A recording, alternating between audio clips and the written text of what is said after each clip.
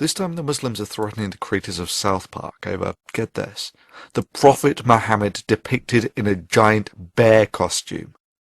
Sure, South Park depicted Muhammad back in 2001 without incident. Then about 4 years later on came the Danish cartoon incident, where the Islamic nations decided that their Dark Age laws about anyone who draws the Prophet Muhammad should be put to death should be enforced on the rest of the world, and in the ensuing tantrum over 100 people died worldwide. Over 100 people died because of that.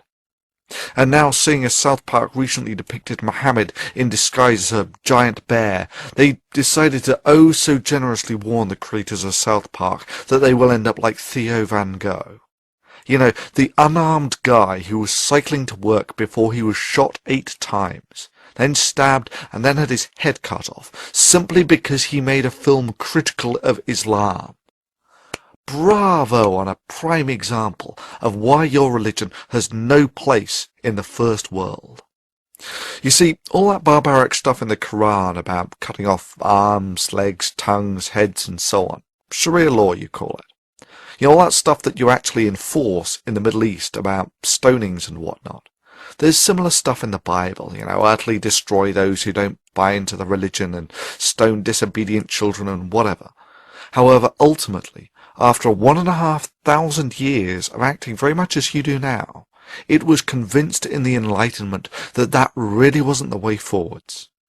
Mankind moved forward out of the age of religion and into the broad sunlit uplands of the age of reason and the first world, and it's never looked back since.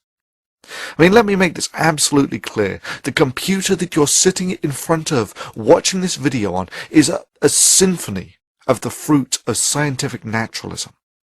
You want to live in the first world? You want to live in the age of reason and taste its sweetmeats? That's really not a problem. But like every other religion, you can check your Iron Age baggage at the door, or else go back to the Dark Ages and live in that time warp called the Middle East, where the only glimmers of lights that permeate that dark, dingy human backwater is what spills over from your enlightened neighbours who have not shackled their minds to ignorance. Your alternative is to fight. The only way the nation that has lived in the Dark Ages for 800 years can.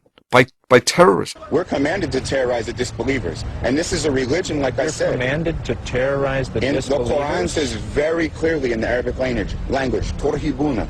This means terrorize them. It's a command from Allah.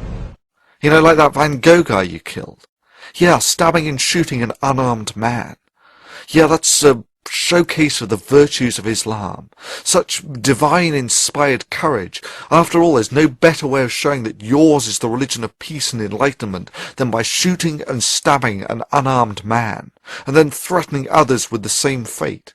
And yet, of course, the criticism of the moderate Muslims was conspicuous only by its absence, and that really does speak volumes of their attitude to these acts. However, the Enlightenment did not just raise the standard of living. It did more than deliver us clean water, the eradication of smallpox and the PlayStation.